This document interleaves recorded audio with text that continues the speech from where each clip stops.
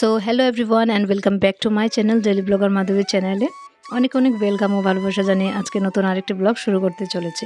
আজ হচ্ছে মঙ্গলবার সকাল থেকে ব্লগটা শুরু করেছি, কিন্তু ঘুম থেকে উঠেই আমার বাসি কাজগুলোকে আগেই সেরে ফেলেছি। বাসি কাজ বলতে ওই ঘর গোছানো, ঘর ঝাড় দেওয়া, বাকি সমস্ত কাজ সেরে চলে এসেছি ডাইরেক্ট জল ভরতে। তো ঘুম থেকে উঠে ফ্রেশ হয়েছি, কিন্তু একটু জল খেতে পারিনি আজকে। এক ফোঁটাও জল নেই। এক বোতলের ছিল, বাট ভেবেছি না, ফিল্টার থেকে ভরে একটু ঠান্ডা ঠান্ডা জল খাবো। সেজন্য এসে দেখি টেবিলের উপর সব বোতল ফাঁকা হয়ে আছে, তাই ভেবেছি আগে জলের বোতলগুলো ভরে নেব, তারপর একটু জল খাবো, খেয়ে আবার কাজে লেগে পড়বো। সেজন্য আজকে এখান থেকে ব্লগটা স্টার্ট করা, আর এখান থেকেই আজকের দিনটা স্টার্ট করা। তো সঙ্গে থাকো, পুরো ভিডিও দেখো, আশা করি তোমাদের ভালো লাগবে। তো প্রথমে আমি জলগুলো ভরে নেব। আর দেখতে পাচ্ছ আমাদের ফিল্টার, এটা হচ্ছে মাটির ফিল্টার। এর মধ্যে জল কিন্তু পুরো ঠান্ডা হয়ে থাকে, আর ভীষণ ভালো লাগে জলটা খেতে। আর কি হয়, যেগুলো স্টিলের ফিল্টার থাকে সেগুলোতে কিন্তু জলটা প্রচুর গরম হয়ে যায় গরমের দিনে, কিন্তু এই ফিল্টারে যেহেতু এটা মাটির ফিল্টার, এই ফিল্টারে কি হয়, ঠান্ডার দিনে জলটা ঠান্ডা থাকে, বাট ঠান্ডার দিনে এত ঠান্ডা থাকে তখন জলটা খাওয়া যায় না গরম করে ছাড়া। আর গরমের দিনে আবার বেশ ভালো ঠান্ডা থাকে, তখন খেতে ভালো লাগে। ফ্রিজের জল খাওয়ার থেকে মনে করি এই জলটা খাওয়া অনেক ভালো। ফ্রিজের জল যেরকম ঠান্ডা থাকে, এই জলটাও কিন্তু সেরকমই ঠান্ডা থাকে। তো আমরা এই জলেই বেশিরভাগ খেয়ে থাকি। তো আমার ঘরের ভিতরে দুটো বোতল রেখে দিই, আর বাকি বোতলগুলো টেবিলের মধ্যে রেখে দিই। তো দেখো আমি জল ভরে খেয়ে যাচ্ছিলাম, যেহেতু সকালে ঘুম থেকে উঠে জল খাওয়া হয়নি একদমই। তো আমার একটা অভ্যাস, আমি রোজ ঘুম থেকে উঠে জল খাবো, তারপর গিয়ে কাজে লেগে পড়ি। কিন্তু আজকে ঘুম থেকে উঠে জল খাওয়া হয়নি, কেন কি জল ভরা ছিল না, বোতলগুলো পুরো ফাঁকা ছিল। তো জল খেয়ে বোতলগুলো ঘরে রেখে এসছি ফুল গাছগুলোতে জল দেওয়ার জন্য। তো কী হয়েছে, আগে তো ঘরগুলো ঝাড়ু দিয়েছে, কিন্তু আজকে ফুল গাছে জল দেওয়া হয়নি। অন্যদিন আগে দিয়ে দিই, বাট আজকে এখনও দেওয়া হয়নি। তো ভাবছি তোমাদের সঙ্গে একটু শেয়ার করি। এখানে আমার কয়েকটাই গাছ আছে, কিন্তু বাইরে আমাদের উঠোনে অনেক গাছ আছে, প্রচুর প্রচুর ফুল গাছ আছে। আর এগুলোতে ফুল ফোটে না, এগুলোতে জাস্ট পাতা হয়, দেখতে ভালো লাগে গাছগুলো। তো সেখানে একটু জল দিয়ে দিচ্ছি। কিছুদিন আগে একটু সার দিয়েছিলাম, তো আর এখন একটু একটু করে জল দিই, যেহেতু গরমের দিন জলটা শুকিয়ে যায়। আমি শুধু এক টাইমে দিই সকালের দিকে, আর বিকেলের দিকে এতটা দেওয়া হয় না, আবার কখনো কখনো ভুলেও যাই। তো যাই হোক, সমস্ত কাজবাজ সেরে চলে এসেছি আমাদের রান্নাঘরে, আমার ছোটো রান্নাঘরে। তো এসে এখানে প্রথমে আমার গ্যাস টেবিলটাকে মুছে নিয়েছি। আর দুদিন আগে যে আমি পিঁপড়া মেরেছিলাম, সেই পিঁপড়াগুলো এখনও কিন্তু পড়েই আছে, এখনও কিন্তু মরে, উপর থেকে মরে মরে নিচে পড়ে যায়। তো সেইগুলোকেই রোজ আমার পরিষ্কার করতে হয়। কি হয়, টেবিলটা তো সাদা, বাট এখানে যখন কালো পিঁপড়াগুলো পড়ে থাকে দেখতে এতটা বাজে লাগে, একদমই ভালো লাগে না। সেই জন্য আগে এসে আমি গ্যাস টেবিলটাকে মুছে নিয়েছি। মুছে তারপরে যে এখন রান্নাবান্না শুরু করব। তো তোমাদেরকে দেখাতে পারিনি, ভেবেছিলাম দেখাবো, বাট তখন আর পিঁপড়াগুলো আমি আগেই পরিষ্কার করে নিয়েছিলাম, যার জন্য আর ভিডিওটা করা হলো না। তো এখন পরিষ্কার করে এসছি, যেহেতু রান্নাবান্না শুরু করব। আর রান্নাবান্না করার আগে কিন্তু এগুলো পরিষ্কার না করলে একদমই ভালো লাগে না। তো সেই জন্য পরিষ্কার করেই এখন লেগে পড়ব কাজে। তো প্রথমে এদিকে দেখতে পাচ্ছ গ্যাসটা জ্বালিয়ে নিলাম। এদিকে একদিকে আমার জন্য একটু চা করে নেব, আর একদিকে হচ্ছে ভাতটা বসিয়ে দেবো।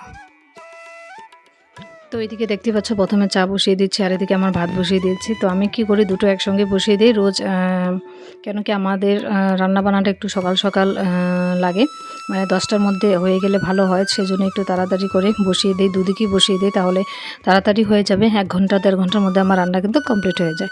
তো এদিকে ভাত আর চাটা বসিয়ে আমি যে কালকে বাসনগুলো ধুয়ে রেখেছিলাম, সেই বাসনগুলো তো শুকিয়ে গেছে, সেগুলোকে একটু গুছিয়ে নিচ্ছি। আর একটু চা পাতা দিয়ে দিচ্ছি, যেহেতু এটা প্রথমে আমি চা পাতা দিয়ে দিচ্ছি, তারপর পাউডার মিক্সড করে, দুধ চাই করব, পরে পাউডার মিক্সড করে খাবো।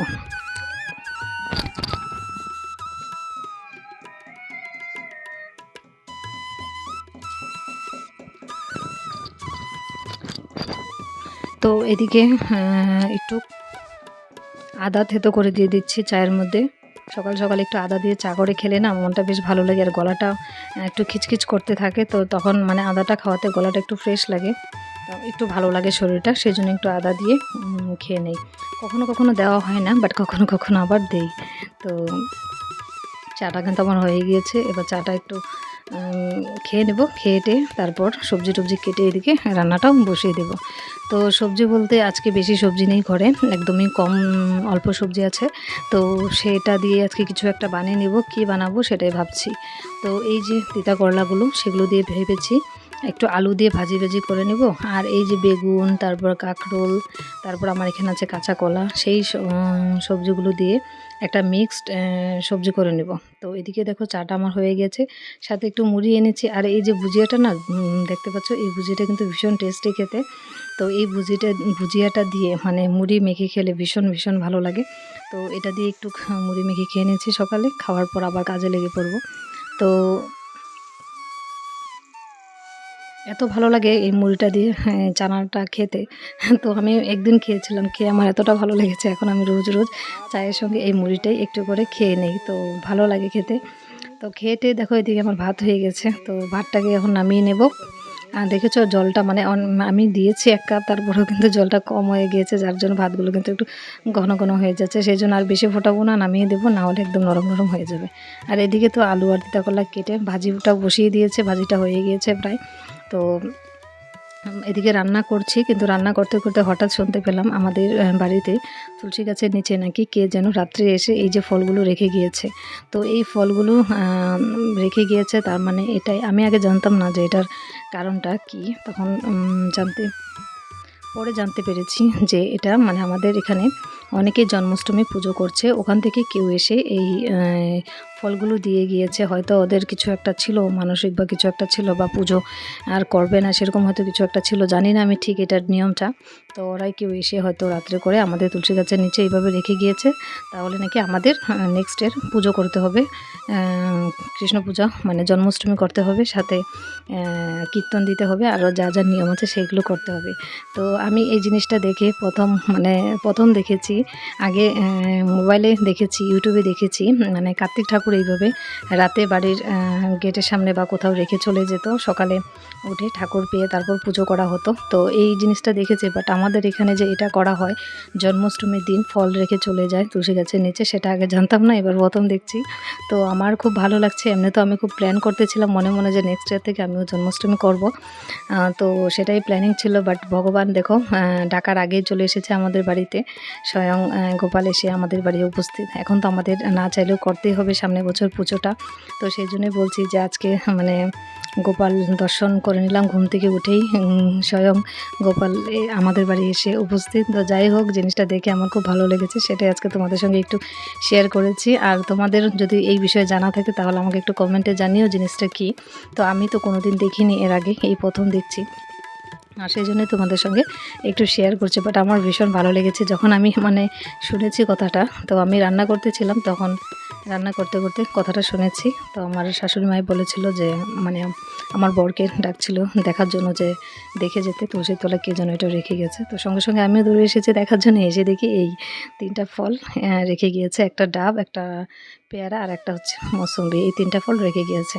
তো দেখে আমার ভীষণ অবাক লেগেছে যে এটা কী ধরনের নিয়ম, এটাই কেন বা রেখেছে।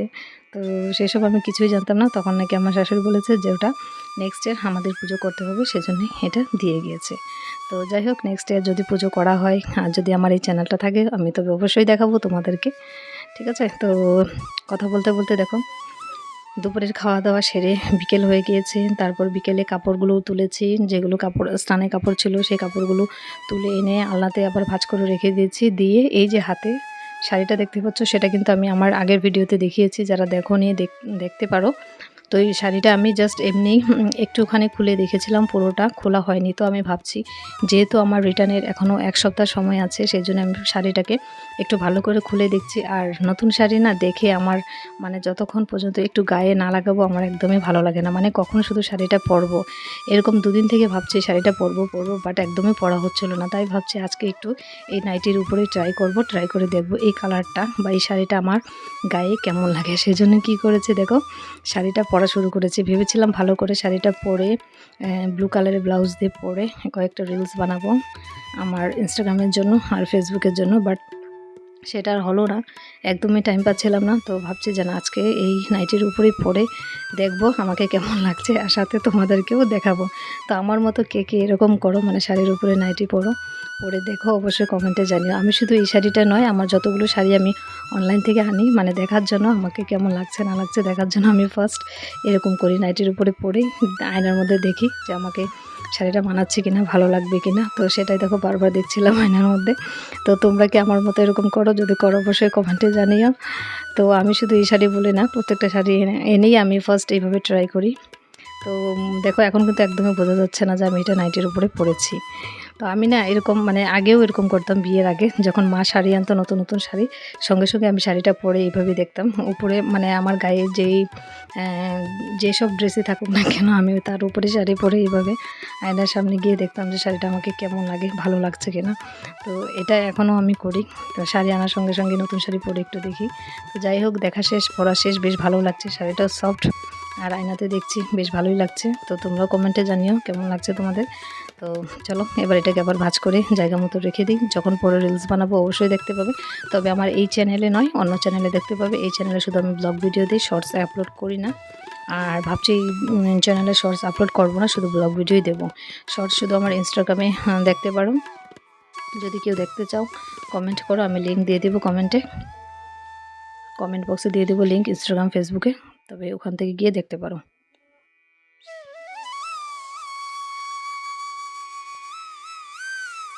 তো দেখো নাইটির উপরে শাড়িটা পরেছি, সেজন্য আমার আর বেশি পরিশ্রম হয়নি, জাস্ট খুলে ভাঁজ করে রেখে দিয়েছি। না হলে তো আমার আবার ড্রেস চেঞ্জ করতে হতো, খুলতে হতো, আবার পরতে হতো, সেজন্য এই শর্টকাট বুদ্ধিটা করেছি। তো চলো, শাড়ি ভাঁজ করা শেষ, এবার এটাকে রেখে দেই আলমারিতে, যেহেতু এখন আর পরা হবে না, একবার দেখে ফেলেছি। আর যতক্ষণ না পরছিলাম ততক্ষণ শুধু মনে হচ্ছিলো কবে পরবো শাড়িটা, কবে পরবো। তো যাই হোক, পরা শেষ, শান্তি হয়ে গেছে। তো এবার সন্ধ্যা হয়ে গিয়েছে, আর 10 মিনিটের মতো বাকি আছে, সন্ধ্যা হয়েই যাবে। তো সেই জন্যই দরজা জানালাগুলো সব বন্ধ করে দিচ্ছি, দিয়ে আমি সন্ধ্যা দিতে চলে যাব। তো সন্ধ্যা দেওয়ার পর আমার আর কোনো কাজ বাজ নেই।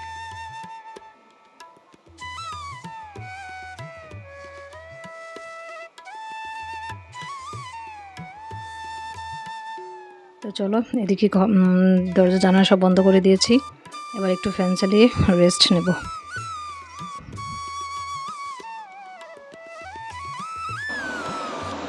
তো বন্ধুরা, এখন পুরো 6টা হয়ে গিয়েছে, দেখতে পাচ্ছ পুরো 6টা বেজে গেছে না। তো আর 5 মিনিট বাকি আছে, সন্ধ্যা হবে।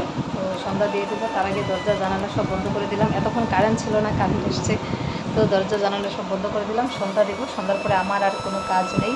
তো এই জাস্ট সন্ধ্যা দিয়ে ঘরে এসেছি, আর কারেন্ট এসছে, দেখতে পাচ্ছ ফ্যান চলছে, তো ভীষণ আরাম লাগছে, মানে হাত পা ধুয়ে সন্ধ্যা টন্ধা দিয়ে এসছি। আর আজকে না চোখটা একদম জ্বালা জ্বালা করছে, জানি না কেন, চোখে জল দিচ্ছি বারবার। জল দেওয়ার পর কিছুক্ষণ আরাম লাগে, কিন্তু কিছুক্ষণ পর আবার সেই জ্বালা পড়া শুরু করে। তো যাই হোক, 6:30 বাজে, ভেবেছি আধা ঘন্টা পর্যন্ত একটু বইটা পড়বো, সেই জন্য বইটা নিয়ে বসেছি। বইটা পড়ে তারপর একটু কিছু বানিয়ে খাবো, মানে চা বা কিছু একটা বানিয়ে খাবো। এখন আপাতত এই যে দেখতে পাচ্ছ বইটা নিয়ে বসেছি। তো আজকে এক ফোঁটাও মানে পড়া হয়নি। আমি রোজ 2 ঘন্টা ধরে রেখেছি বইটা পড়ার জন্য, বাট একটু বসা হয়নি। তো এখন যেহেতু নেট নেই, নেট থাকলে মোবাইল দেখতে দেখতে সময়টা চলে যায়, যেহেতু নেট নেই তো সেই জন্য ভাবছি যে এই বইটা একটু পড়ি। তো চলো, আর আজকে ব্লগটা এখানে শেষ করছি, দেখা হবে নেক্সট ব্লগে। সবাই ভালো থেকো, সুস্থ থেকো, শুভরাত্রি।